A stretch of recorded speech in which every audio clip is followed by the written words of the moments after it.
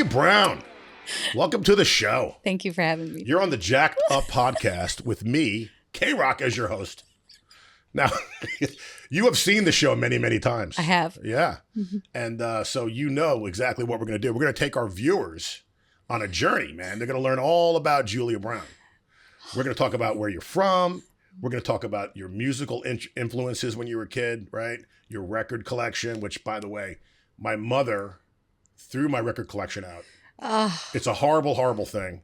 She gave me ample notice. She gave me months and months to come get them. You knew it was coming? They were in the basement. She was moving. They were moving to Florida. And I said, yeah, I'll get them. So finally, I'm like, all right, I'll go down and get them. Because it was like, they're getting ready. The trucks are coming the next day, to take their stuff to Florida.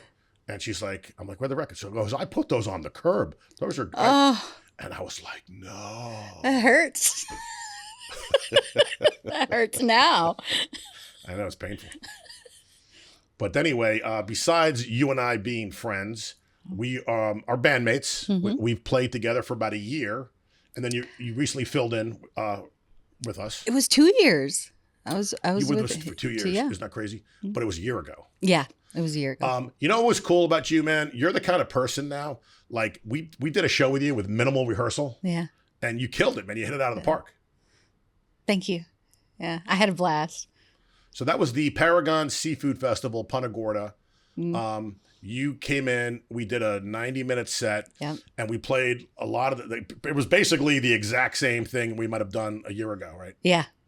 Yeah. So how do you like the Paragon festivals? Oh, I love playing at the Paragon festivals. The energy, the crowd, the people, the different locations. I can have anybody that I'm friends with or family with or anybody that's visiting, they'll come down and they can catch it no matter where they're at. I really love that. And the production crew, great. Ray. The best. Yeah. Yeah. I really enjoy it. There's nothing like it. First of all, Bill Kenny runs that, mm-hmm. and he always has the best of the best, right? Mm-hmm. And there's a lot of good bands. You know what I noticed too? I've been watching the lineups of of different bands, and there's a lot of new bands. There's bands now that I've never heard of. Mm-hmm. There's bands that are coming down from the Tampa area. There are bands that are coming up from like the Naples, Fort Myers area. So, right? Like making waves. Yeah. No, it's like there's more. And it's as a musician and as a band, sometimes we don't get as much stage time because now it's like we got to wait our turn.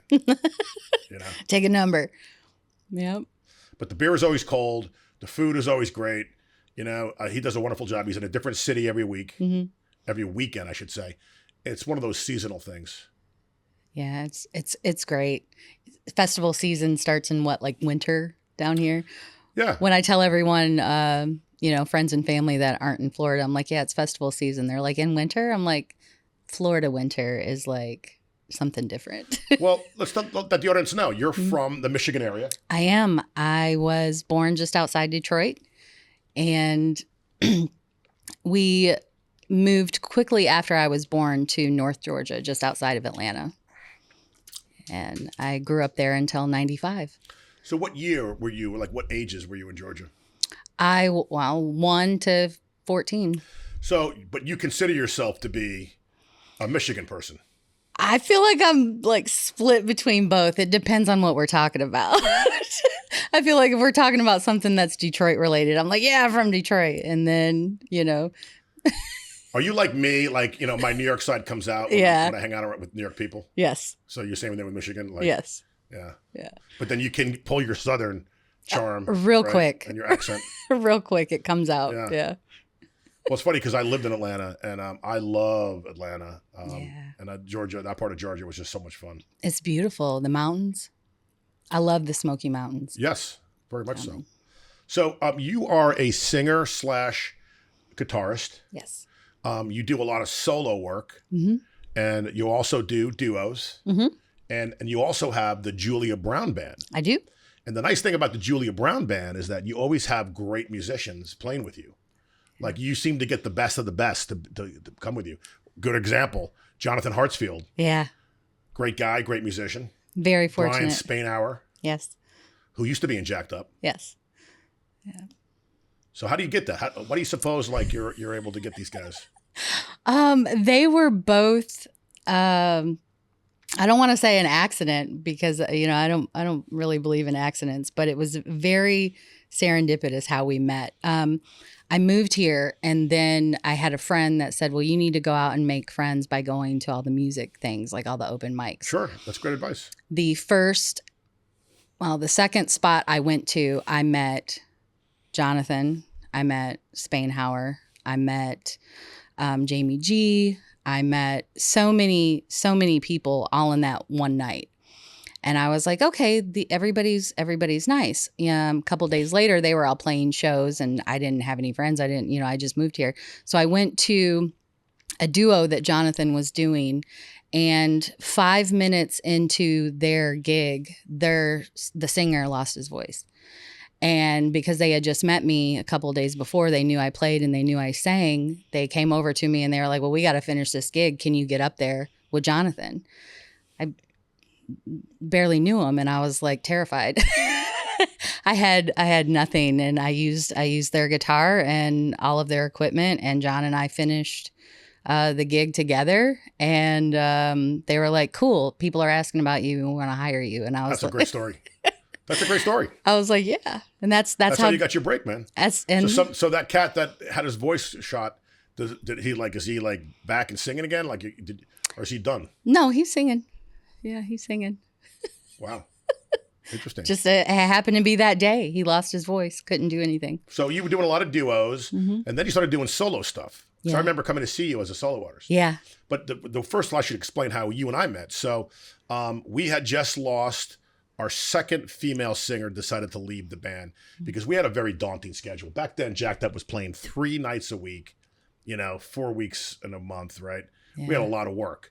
And I think she had a full-time job and she had other things going on in her life. So it was too much for her. So she's like, I don't want to do this anymore.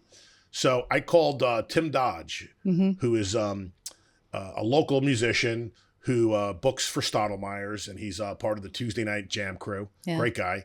And I said to Tim, I said, hey, would you happen to know anybody that sings and plays? Because this was a couple years ago, right? And I didn't know anybody. Like today, I know a lot of people. Back then, I didn't.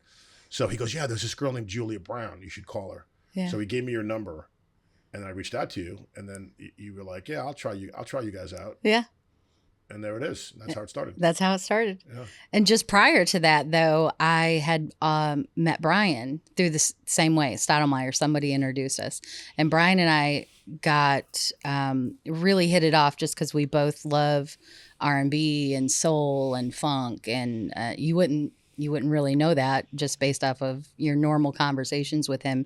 And if you've seen him play, it's nothing like he plays. So we decided in that moment that we were going to form something. We didn't know what.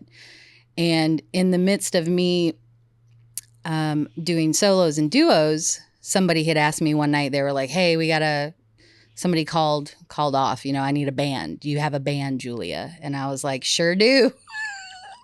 I did not have a band at that time. And I called Brian and I was like, oh my God, they're asking for a band and it's in 4 days. What are we going to do? And he was like, we're going to play. So we rounded up 2 more people, a bass player and a drummer. And we went and did the band gig. And after a couple of songs, somebody came up and they're, oh my God, you guys are so great. What's the name of your band? We didn't even get that far either. So I look at Brian and he just confidently stood up and he was like, we are the Julia Brown Band. And that's how that started. Cool. And it was probably only a couple of weeks, maybe a couple of months after that I met you. And so, yeah, it was like, okay, by that time I had 2 bands and You were very busy. I was very busy. I mean, you had the solo act, you had the duos, you had my band, Jacked Up, and then you had your own project, so you were working a lot, man. I was full time, yeah. You were blessed. I mean, you had just moved here. See, the cool thing about Sarasota, Bradenton is that, you were able to pull together musicians last minute. Yeah. I think this market is known for that. Like people, like my friends in other bands and other markets, they laugh at me. Like, how do you play with just any drummer? Oh, I'm calling this guy, Mike Zimmerman, he's going to drum. Mm-hmm. Well, Mike knows our stuff. And if he doesn't know it, he can figure it out, Yeah. Same thing with Jonathan Hartsfield. Yeah. He's the kind of guy I can call him up and say, hey, I need you tomorrow night. And he's open. He'll come and do the show. Yeah. Because he's that good. So we're blessed to have these types of musicians in our lives, don't you think? Great example is you. You came up and sang with us at the Seafood Festival, Yeah. and me and Larry loved it because we got to play songs that we hadn't played in a while. Yeah. And I was talking to Ray, the sound person that we both love. I went to like watch Inglewood or something, Rock Candy, and she came up to me and she goes, "You guys with Julia, man, you guys were fantastic. The best I ever heard you." Yeah, that was So great. I was like, "Well, tell Bill that." That's so good to hear. Thank you. Make sure you tell Bill. But nonetheless, it was a fun show, Yeah. and that explains these hats. It does. We didn't know what the weather was going to be that day.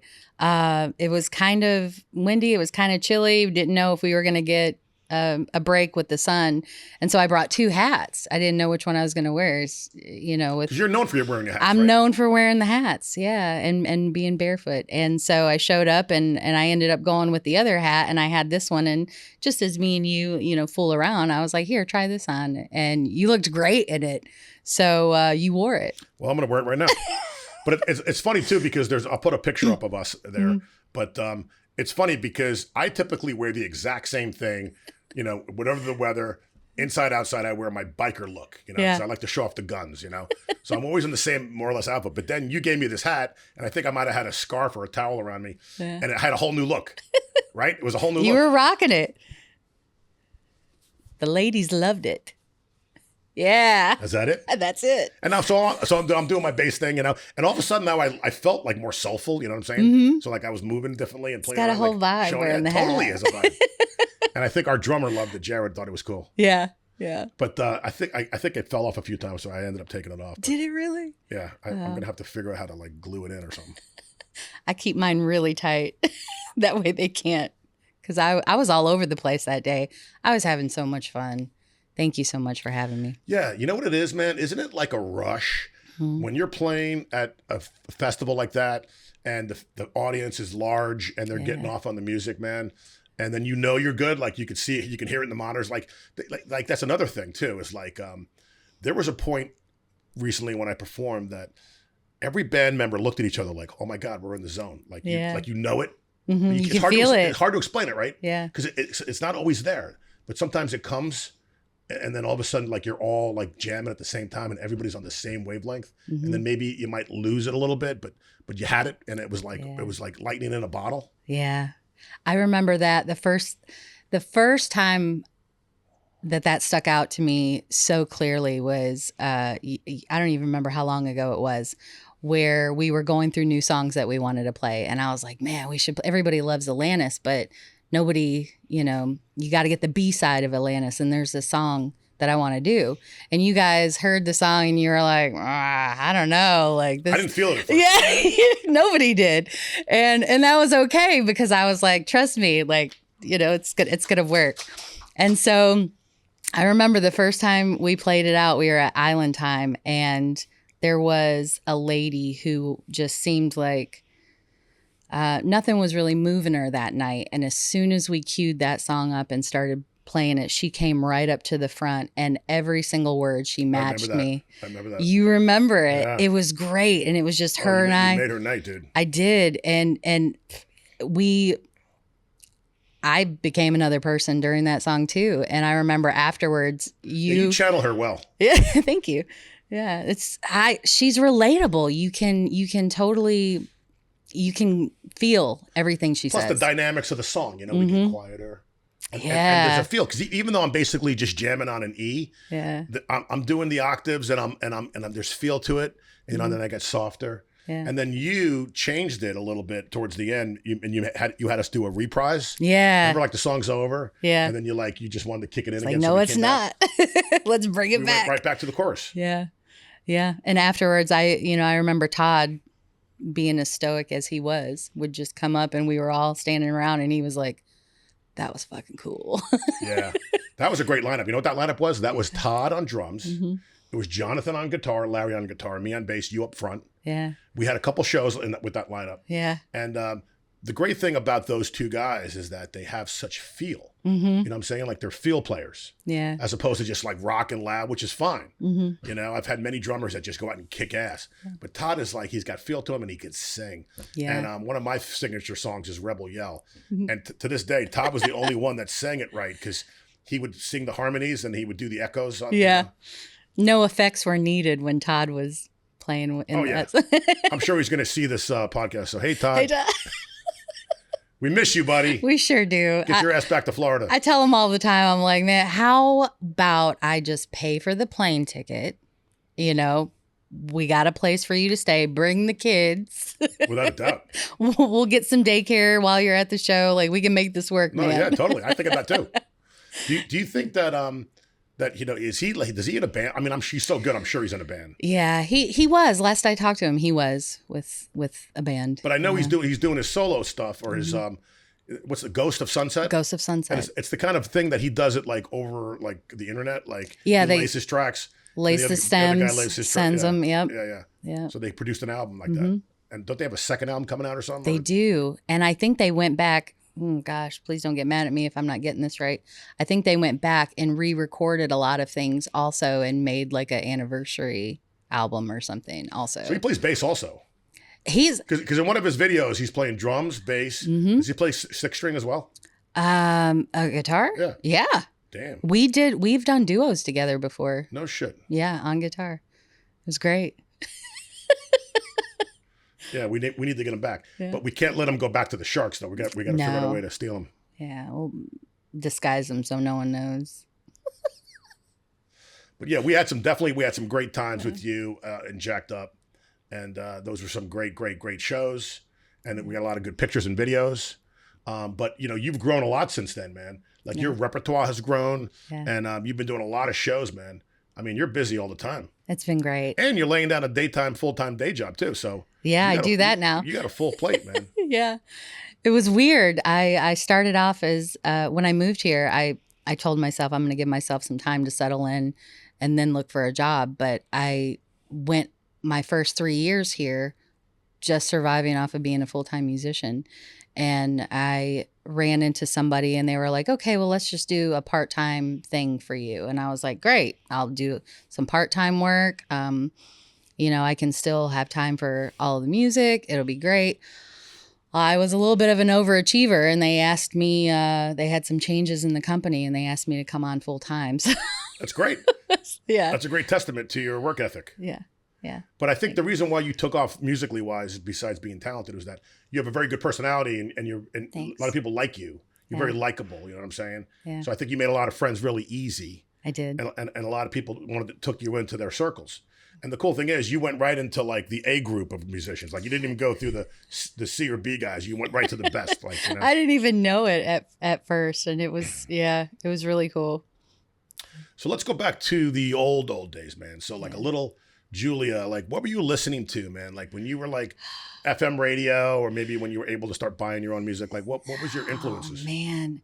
So when I was really small and we were in North Georgia, my father's side of the family would get together every weekend. And they all played something.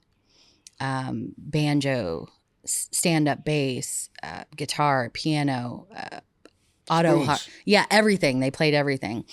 And there's a picture of me where my father had placed me on the table and they handed me a microphone.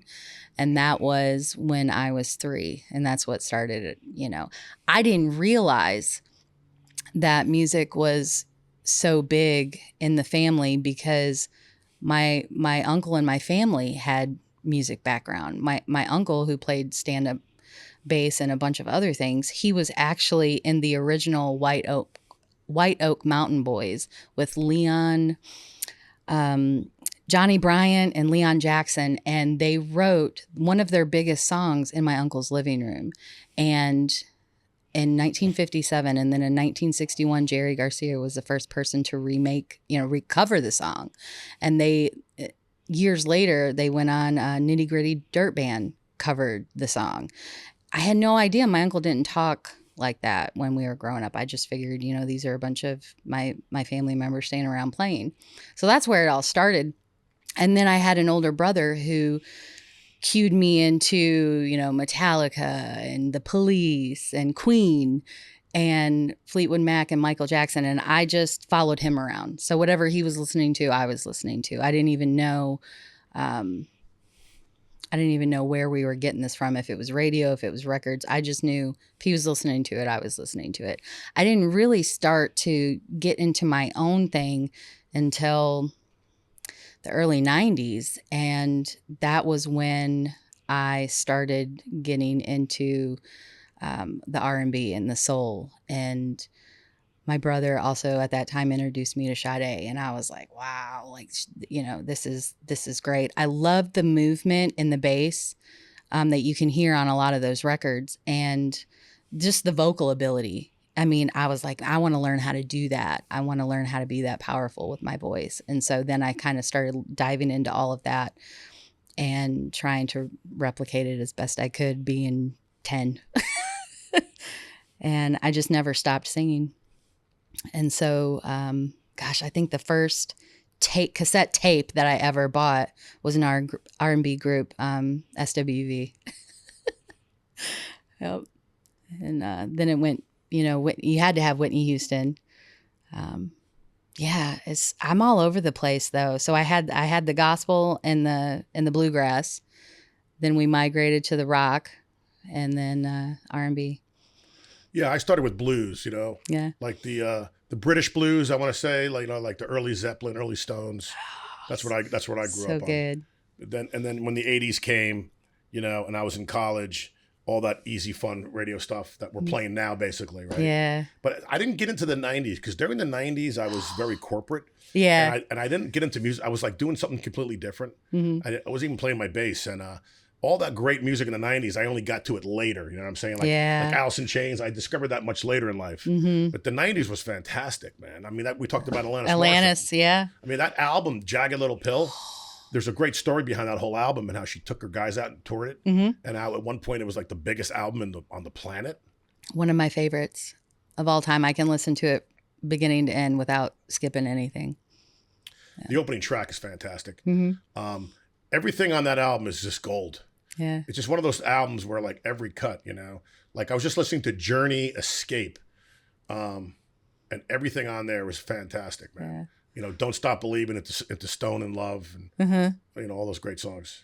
Yeah, and I was reading about that recently, where he wrote that in Detroit, and he was trying to think of how he could rhyme, and that's where South Detroit came. It's so funny because I have a really good friend, Tone. He's from the Detroit area, right? Yeah. And Detroit seems to have the best rock and roll fans. Like a lot of bands would record their live albums in Detroit because the fans were just crazy loud and everybody was singing along, and it's just known as a good rock and roll town, right? Yeah. And then think about who came out of there, right? I mean, there's a list of musicians. Yeah. I mean, just obviously Motown, but then you got the Bob Seger band, Ted Nugent, right? Kid Rock, Madonna. I mean, it goes on and on and on. So I know that Def Leppard? It was Motley Crue did their Carnival of Sins tour, and the DVD was shot in the Detroit area. Yeah. And it was just one of the most epic concerts I ever saw. I love Detroit. It's great. Do you get back there often? I do. I still have family there. Yeah. I go back. I'm going back to New York for my 40th high school reunion, part 2. Part 2? Part 2. What happened to part 1? Part 1 was just the all-boys Catholic high school that I went to. Okay. Part 2 now is we're getting the all-girls Catholic high school that we all were friends. Like my first girlfriend was across the street, and I'd go see her, and like we dated in like 1982, 83, right? So Ursuline girls and the Iona guys are all coming together for part 2 because it's their 40th also. Okay. But it's also our 60th birthdays. Everybody's turning 60 in 2025. Wow.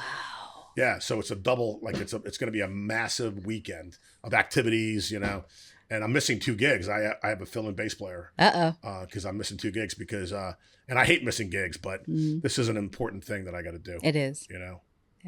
Well, I'm glad. Have fun. Yeah, thanks. And happy early birthday. All right. Well, I'm actually, you're going to be invited. I'm having a lot of family and friends. We're going to go to the Hard Rock in Tampa.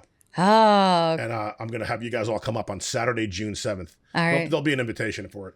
And I'm talking to the hotel now about how I'm going to do this because I want to like maybe do it on the pool area and have a cake. So everybody can come up and get some drinks, and then we can all sing happy birthday, have a cake, and then everybody can hang out.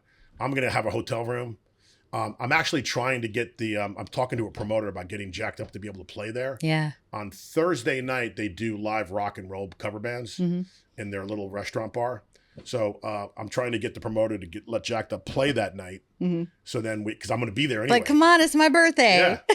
Right. And my family's going to be there. I got family flying in from other states. Guaranteed seats. You know, just this past weekend, it was Thunder by the Bay. Yes. Tell me all about how that went. So we knew for about maybe 6 months that we were going to be playing Thunder by the Bay. And for those who listening that don't know, Thunder by the Bay is one of the biggest events that goes on in Sarasota. Every year, it's the 27th year now, and it's Suncoast Charities for Children puts together this epic event with motorcycles, beer and food vendors, right? Arts and crafts, all that stuff, like any festival would have, but then kick-ass live rock and roll nonstop. So they always bring in a major headliner. Like this year was Blue Oyster Cult, Grand Funk Railroad. I think they're from Detroit, right? Or Michigan? Something like that, They brought in Creed Fisher Country. The year before that, I think they had Molly Hatchet. Yeah. I think many years ago, they used to have like 38. Like, so there's always big acts. So the promoter, and now a friend of mine, Lucy Nicandri, who actually was on the show. I saw that episode. She invited Jacked Up to perform. So at first, I didn't know where the time slot was going to be. I just assumed it was going to be like noon on a Saturday, right? You know, we're like a small little local cover band. She goes, no, you're going to open up for the headliner. Hey. Now, the headliner was still TBA, so it could have been anybody. It could have been the Outlaws. Could have been, you know, So when it turned out to be Blue Oyster Cult, I was so excited because I grew up listening to those guys. They're from Long Island, which is not too far from where I'm from. And I remember them, like, you know, so clearly, like all the early stuff, and I you know, still listen to it. So anyway, so we knew, so we prepared. So finally the day came, we had to show up. And it was a massive stage, probably the biggest stage that I ever played on, okay? The monitors were the size of this table, and they were wedges, so they were deep. Yes. You know what I'm talking about? You ever see those things? Like, they're giant and they're deep. So, like, you have to, like, walk around it because it's so big. There was, like, 3 of those things. And granted, Blue Oyster Cult's equipment was right behind us. So we only got to use, like, a third of the stage. But there was still plenty of stage because all their stuff was back there. So we set up. We go on at 6 o'clock. We do a 90-minute set of just nonstop. We just banged it out, 80s, 90s, 70s. And it was fantastic because you got to see the people showing up. So by the time we were done, there was like 5,000 people out there because they were there to see Blue Oyster Cult, right? So we did our job and warmed up the audience for Blue Oyster Cult. So we come off at 7:30. Everybody's high-fiving us. We're coming down the stairs. We're hanging out in the back. Eric Bloom's guitar tech's like, you guys were great, you know. And the promoter comes up and high fives me, and I was like, it was great. It was like such a rush. And Blue Oyster Cult comes on, and they just kill it, dude. They're a 90-minute, you know, Don't Fear the Reaper, Burning for You, Godzilla, ETI, like all these great songs.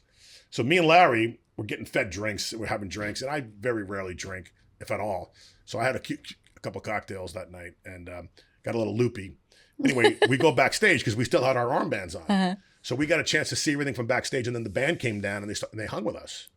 So it was very cool, man. You got pictures. I got pictures and videos. There was a drone footage of us. Oh, I saw that, the Sarasota drone guy. Yeah. Yeah. And you guys, you interviewed him as well. Not the Sarasota guy, but Eric Bloom. Eric Bloom, yeah, it was really cool. Like, it took us a while to get it done because, you know, some of these guys, you know, the rock stars, right? The real rock stars, not us, you know, cover guy. I finally got him to commit after like several changes, and he came on, and it was like he wasn't sitting where you are. It was like through a remote, and he was just a real pleasure to talk to. And he complimented me on it because I said to him, I go, I'm new at this stuff, man. Like, I'm not like a radio personality. Like, I'm learning as I'm going. He goes, oh, you did a great job, man. And then he liked. We took a picture with him, and I sent it to him. And a couple hours later, he texted me back and he says, "Rockin'." So it's like we're texting each other now. So. Now you're friends. Now you're besties. Well, I was with you in the car. We were driving to a gig somewhere when you said, Julia, I'm just going to start a podcast one day. And I was like, oh, yeah? Okay, Kurt. And look at you. Congratulations. Thank you.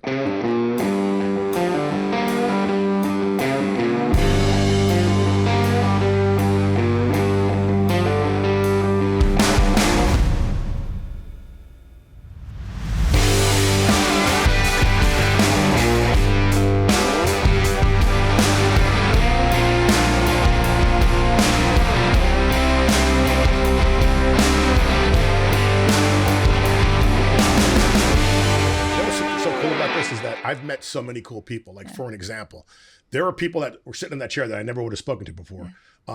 like the drummer from No Filter. Yeah. You know, she was fantastic. You know, I had K Love was sitting there, you know, talking about all the wonderful things she does. Kim. Yeah. Billy Rice, class guy. You know, so I still have a lot of rock stars coming on. Yeah. I'm trying to get Dana Lawrence to come in. Yeah. But I have commitments from 22N. You know, I can't remember. So many other people are coming in here. But That's great. I'm happy you're here. Thank you. So I've also had Larry in here. I've had Dana, Dana Cohen. Who else? Gosh, a lot of just all types of good musicians and good friends. Jonathan and Brian. Well, I also heard that there's some other good news that you might want to talk about as far as Jacked Up goes. Oh, yeah. Thanks for saying that. So Sarah Santiago, who a lot of people know, she's a really, really good singer, and she's super cool and friendly. She decided to join us. So she's going to be our full-time singer come March 1st. We're really excited. We've been in the studio with her once a week, going over all of our stuff, all of her stuff. She has original music we're going to do. Nice. They're really good songs, too. I met her producer friend, and they're really good songs. And I'm like, you've been sitting on these songs, and you're not, like, rich and famous? Because you know how my marketing brain thinks. I'd be knocking on doors in Nashville saying, you got to listen to this. Yeah. But we're going to try to do the best we can to replicate those and play them live. But we're really excited because the band's evolving, man. Like, I'm getting better as a bass player. I'm getting better as a performer. I'm more comfortable in front of the microphone, right? Yeah. You know, when you play songs for as long as we have, it's muscle memory now. You know what I'm saying? The repetition's there. But we're constantly adding new stuff. Yeah. So she could sing Whitney Houston. Yeah. And she could do things that, you know, we couldn't do before. So we're really excited about the doors that it's going to open up. I'm excited for you. Sarah's great. If you're not working March 1st, please come to Clancy's and come see us. Clancy's. Yeah. That's a fun place. Yeah. We have a lot of good memories there. We're also doing the Sarasota County Fair this year. Oh. We're going to do one of the nights. We're doing, I think, the Thursday night. Where we're going to play. It's weird. They make you play like at 4:30. You play at like 6, and then you play at like 8. So you do like 3 sets. And that's how it works. I suppose like you'll come up and you'll leave the stage. And you'll come back and leave the stage. But we're really excited to do that. We're doing St. Patrick's Day at Woody's in Ellington. Oh man. We're doing the Sarasota Wine Fest this year downtown. Nice. Yeah. Yeah. You were always really good at that. I'm good at getting gigs. I'm good at marketing. But I think now that the band's proven itself, right, and after all these years, it's much easier now. Yeah. Like it's interesting. People are actually calling me now. Hey. Oh, so just to finish that Thunder by the Bay point, we got 2 gigs out of that. Yeah. Whereas like somebody saw my lead singer and said, "You guys are great," and she gave them my card, and the next day they called me because we were there. We saw you guys. We love you. We want you to play our private party, and we're like, and I threw out some number and they're like, "Yeah, we'll do it." Yeah. That was my whole experience too when I started working here. I didn't know how to do any of that. I didn't know how to market myself. I didn't know how to go or where to go to ask people, "Hey, can I play here?"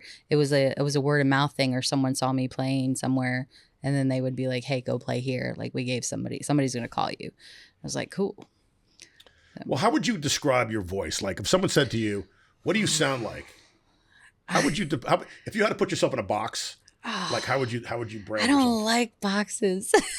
And I always get nervous whenever someone asks that because I don't know. Would you say you got a soulful voice, a bluesy voice? I you would say say that you're more R&B? I would say I have a powerful voice, and I would say that I make people feel stuff. Because when you do Susan Tedeschi, right? Yeah. And you'll do like a cover, like an Etta James cover.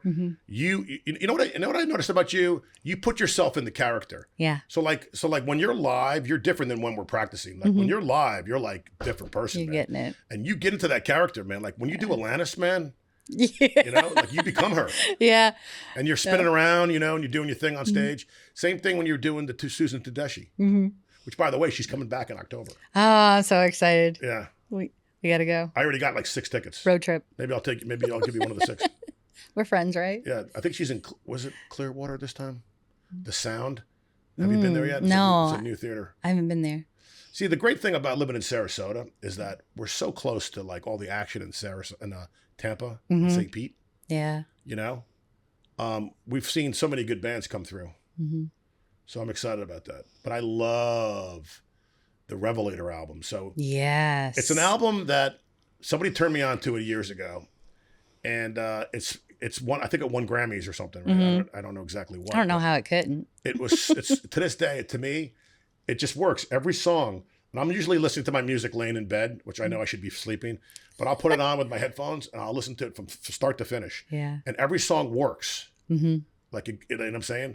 It like brings you up and then it brings you down, then it brings you up, then it brings you down. And it's like, then there's like some different kind of sound. Like there'll be like, and then all of a sudden it gets bluesy again. But Derek Trucks, Man, the way he plays the slide. It does something to you. It does something to me. Like he's in my top 5 for sure. But Susan Tedeschi's voice. Same. Right? Isn't it unique? It's like, it like even her solo stuff before she met him, she was the Susan Tedeschi Oh, band. man. And she would cover some of these classic blues songs. Mm-hmm. Like, what was the one that you had us do about Montgomery? Angel from Montgomery. Oh, my God. Yeah.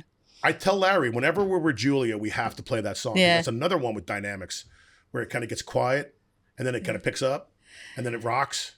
Yeah, the interesting thing about that is most of the songs that I do play are from people saying, hey, I want to hear you sing this song. So Angel from Montgomery was a song that a great friend from Baltimore, that was actually my second hired gig ever. So I played a small winery in Canton, Michigan for my first gig. And then a couple months later, I got asked to go over to Baltimore and open up for a local band out there. So what was it, like a 1 hour set? Yeah. Yeah. And the gentleman asked me, he was like, I don't know if you play this song. I don't know if you'll learn it to play this song, but I really want to hear you play the Susan version of Angel from Montgomery. And that's where that started. Because there's multiple versions of that. Yeah. Yeah. A lot of people are like, oh, that's Bonnie Raitt. No, she did it, but that's John Prine. John Prine, yeah. Yeah. Yeah. So how many songs would you say are currently in your repertoire? Ooh, 300-400. Really? Yeah. Isn't that amazing? Yeah. And that's just what I have mapped out or charted out. Like, we did one last night where someone was like, I want to hear this Pink song. And it was one that I've listened to a million times, but I've never played it or sang it at a show before. And I was like, yeah, we can do that. We did it for the first time last night. So it was great. The questions that I usually ask musicians, I'm going to start asking you now. Okay. So do you use a tablet on stage? Sometimes, yeah. So you have to make sure you have a Wi-Fi connection, because in that case, you probably had to download lyrics, right? Well, I keep the hotspot on my phone. And that way I'm able to get any words. Because we've done the same thing where somebody would say something, we're like, well, let's just see what the chords are. Yeah. So we pull them down real quick, Yep. Yep. My next question is, do you use inner ears or you like a stage wedge monitor? I've used both.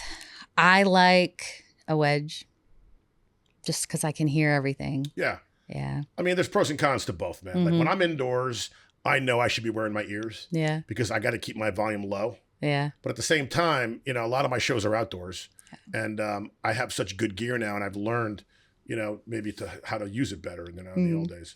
But usually what we try to do is we have a sound guy now. So he'll take our tablet and he'll go out front and he'll mix us. And the whole point of that is a front of the house mix means lower stage volume. Mm-hmm. Right? Yeah. So next question is, how do you make your set lists? Is it specific on the venue? So like, let's say for an example, if you're going to Big Top, and you're doing your solo thing, you kind of like have these songs that are kind of earmarked for Big Top? Nope. For Big Top, what I do is I know anything goes there. They love new things. They love experimenting with things. They love throwing out songs. And then it's just, for a long time when I first started playing it, I absolutely did not want to take requests because I was so afraid of doing that, of playing them wrong, not playing them good enough. I was very critical.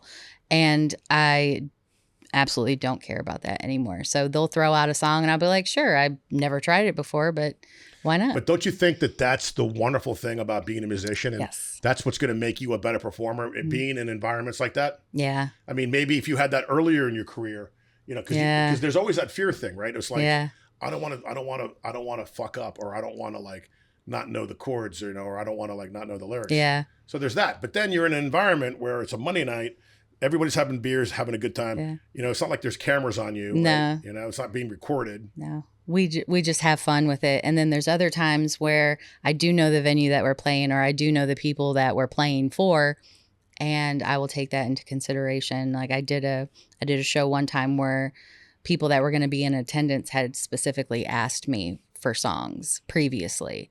And so I remembered all of those songs, gave them to the band. And I was like, okay, when we play this show, these are the songs that we're adding in, because I know I want to make it special for the people that are coming. Now, another good point is like someone like Brian Spainhour, who may play with you. He's such a wonderful guitar player and very diverse.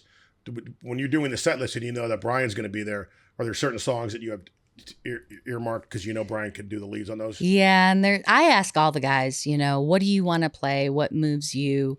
What makes you happy? And I don't do any of my set lists or any shows without asking them what they want to do, what kind of mood they're in for it. It's a group effort.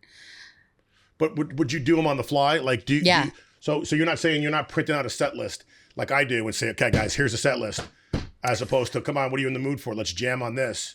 And then you're able to transition. I start with a set list, but sometimes if we're in the mood for something, the set list goes out the window. Yeah. Yeah.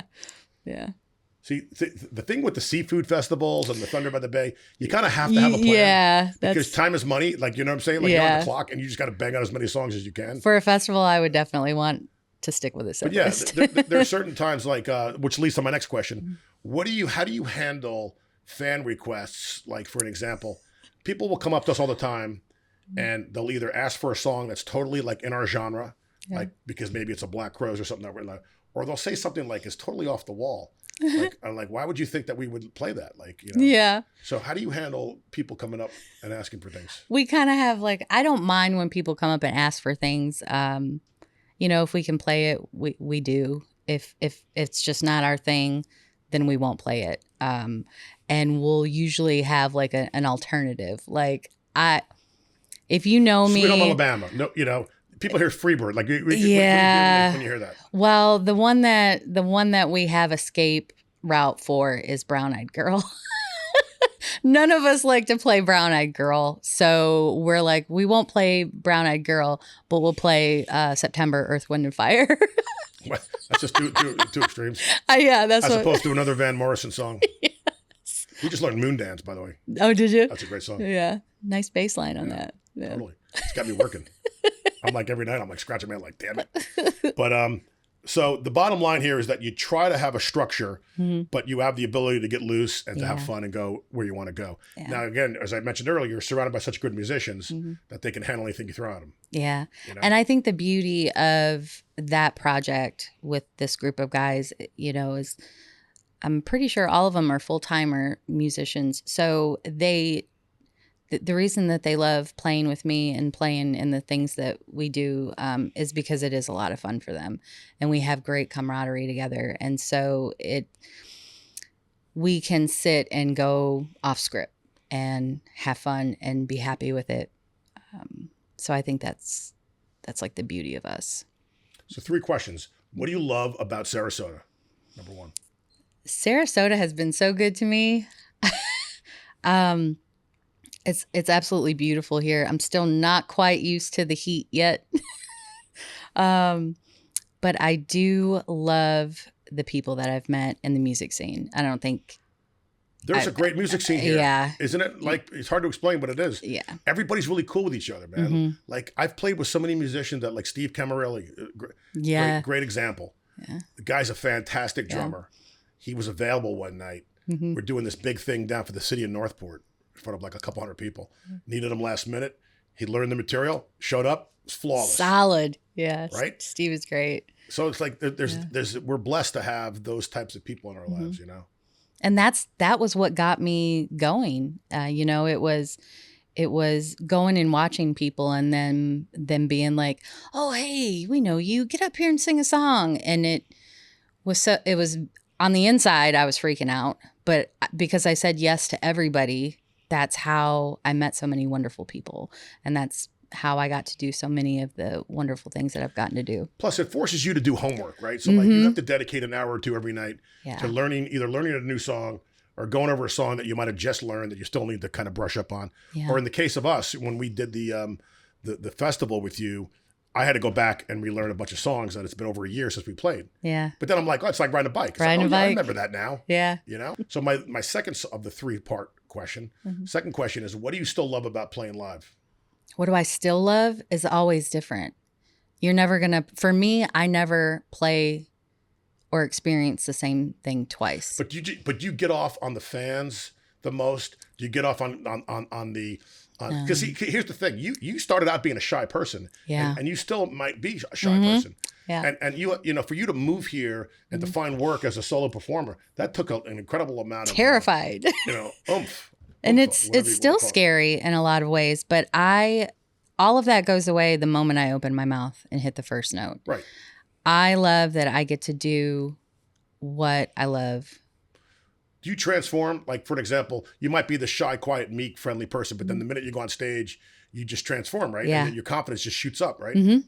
Yeah. I'll look up and I'll see someone singing, or I can tell them their mood has shifted or how into it they are, and I'm just completely relaxed. And in that moment, everything is okay.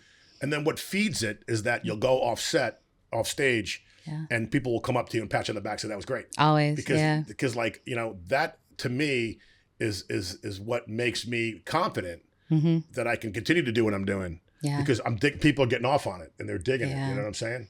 And a lot of times, you know, you won't know that maybe they're experiencing something, you know, sad or something happy, and you've just added to that. Or, you know, like I've played. Sometimes I'll play a song and I have no idea why I've chosen it because I haven't played it in a long time, and then I'll get done and someone will come up to me and be like, you know, when you played that song was so special Sure. for XYZ, and this is why it was sentimental. Thank you for playing that tonight. And it's like, okay, I knew that. There's the reason I played it. Right. Yeah. It's great. Cool.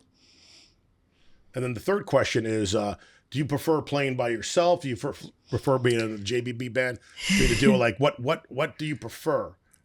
I get bored easily when I play by myself. So I like to play with others, whether it's a duo. We've got a really great trio that we've been working with the last couple of months, and one of the guys that's in the trio, he's also in the Julia Brown band, but the second gentleman, he's someone that I met when I first moved here at an open mic. And all three of us together between the guitars, and I play a little bit of like, you know, percussive, you know, instruments, you know, but our 3-part harmonies, I love how much different a song can transform when you have 3 people singing. Or, I agree. Yeah. And that was my next question, because you do most of the heavy lifting and you sing. Because like I know, for example, Brian doesn't sing. Some of your other people that you play with doesn't sing. But now you're surrounding yourself with guys that sing. Yeah. So now that makes it extra special, because when you start doing 2- and 3-part harmonies, it gets real fun real fast. It's great. Doesn't it? Yeah. And we've been, don't let Brian fool you. He's got it in him. He just doesn't share it with anybody. But I've heard Brian sing, and we're adding some of that in there. But yeah, my drummer, Danny, he sings. Bass player, Ben, sings. Billy, the other guitarist, he sings. So that's at least 4 different parts that we can have going. And that's just the band stuff. But yeah, the trio stuff, and then doing the duos with Jonathan, and there's nothing he can't do. So, man, it's been, I like playing with other people. So when is the next JBB band performance? It is February 26th at the Sandbar, the newly reopened Sandbar. Fantastic. Yeah. So if I'm off, I'm going to have to come check Come that out. on down, yeah. Because I missed that place. The food is Yeah. delicious there. Yeah. And it truly is a sandbar where like you could take off your shoes and you're in sand. You're in it. As you're dining. Yeah. And I remember we played there in all types of weather, man. We played there in like extremely cold weather where like we have to wear like jackets on stage. We played there when it was so freaking hot you thought you were going to melt. Then when we played there during the rain, where for some reason it comes in sideways. Sideways. Right? At the end of the night, you're lugging your stuff through the sand to get to the parking lot. You know? I think I had my first 2 heat strokes at Sandbar. I remember that. Yeah. That's a great story. I'm gonna tell that story. So Steve, at the time we had Steve, what was Steve's last name? Oh God. Oh no. He's currently in Dang. Binge. Yeah. We called him Dang. Steve was our singer, and he told me a while back, I'm going to be on vacation that weekend. Yeah. So I'm like, all right, don't worry, we got you covered. So then it was you, and it was me and Larry and Todd. So you were going to do most of the singing. I sing my 2 or 3 lead at the time. Now I do a little bit more, but back then it was limited. And then Todd was going to do what he did. And you were just so exhausted, man. You had played the night before. You were dehydrated. So you're like, I got to sit down. So you'd go in the car. Yeah. So you were trying to take breaks in between sets. And it got to a point where I'm like, just stay in the car and, look like you were going to die. So now me and Larry and Todd are trying to figure out how are we going to do an entire set without you. Yeah. And we sang and it was like not good. And I think like some of the people are like, these guys are horrible. I'm like, no, wait, our singer's really Time good. out. Yeah. She's really good, but she's in the car sick, man. Like. Yeah, but I think that Todd only did 1 or 2 songs out of order, and then I somehow pulled it together for the rest of it. But it happens, man. Yeah. You know what I'm saying? Like a lot of people don't realize that. Like there are times when like your electrolytes are off, Yeah. or you're getting muscle cramps, or maybe you just got the flu or the COVID or whatever, the hell's going on. So we all get sick, man. Yeah. I mean, I did a show on Christmas. I was so sick. Oh, man. yeah. I was so sick, dude. Like I felt like going to the emergency room, and I never feel like that. I just felt like death. And I did the show, and I never forget it. I went home, and I was even Larry was like, "Man, congratulations, man! Like you did it." And I was like, "We couldn't believe it." Yeah. And then I think the next week I had to cancel, and I had to back up. I had whatever else anybody had, the flu or whatever was going around. I had it, Glad you're back. Yeah. So in closing, how can people find you? How can they learn more about your solo performances, your duos, the JBB band? Like, how do they know where they can go see you? Well, I am on gotonight.com. All my shows I keep up to date on there. I have an Instagram, julia.brown.music. I'm also on Facebook. I have Julia M. Brown Music. So you're under Julia Music. Julia, let me think about that for a second. Don't you have a Julia Brown band? Isn't that what it's called? Isn't that on Facebook? No, the Facebook page is actually Julia M. Brown Music. And then I have all of the different, Because you should get juliabrownband.com. There's another Julia Brown. Come on, for real. Yeah, she's out of Baltimore. There's so many jacked ups all over the world that we had to go J-A-C, and then I had to put the K inverted, and then I trademarked it. Yeah. So we're jacked up, so we're completely different. Yeah. She's a there's not another white Julia Brown, but yeah, there is another Julia Brown. Okay. So people can find your shows, then come see you. Yeah.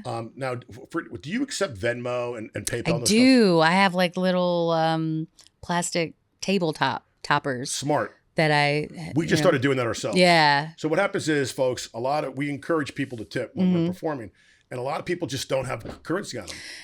So like they want to give you $10, they want to give you $20, $5, even $1, but they just don't have it. Or they don't want to get that close to you. Well, that could be that. Like I used to be that way too. It's like, oh man, the tip jar's way up there. Like, is your tip jar lit up? Because I'm trying to redo mine. No, I want to light it up. It's not. But Brian's and Billy's both light up. Yeah, it's important to get a good one that lights up. I'm going to make a new one. But so what we did was we took the Venmo thing, and I had my buddy blow it up. So we took the monitors and we put it on the monitors now. Yeah. So you can actually sit and zoom in you can get it. Nice. And then it goes. So one day my phone lit up. You got $20 in there. Like, I'm like, what? Like, I couldn't figure it out. Turns out there was a fan that liked what we were doing and sent me the Venmo. Yeah. Yeah. I have that. I have Venmo and Cash App. And what's the other one? I have all the scanners. Yeah. But the tabletop thing is smart. So like, will you go before the show and strategically put them on the tables? I used to, because I used to play at some of the places that I would play every week. I would do that. That's where I started it. Was doing it at. I don't do it at some of my other regular places just because I seem to situate myself near the walking areas, so I made it convenient. But yeah, that's what I used to do. I used to put them on all the tables. That's so smart. Yeah. Because now we live in the electronic world now. Yeah. Well, great. Well, Julia, thank you for coming in. Thank you for having me. And our fans are going to look forward to this episode. And our viewers are going to want to come see you live, the Julia Brown Band. Come Folks, on. if you haven't seen Julia sing, you're missing out, man. You got to hear her.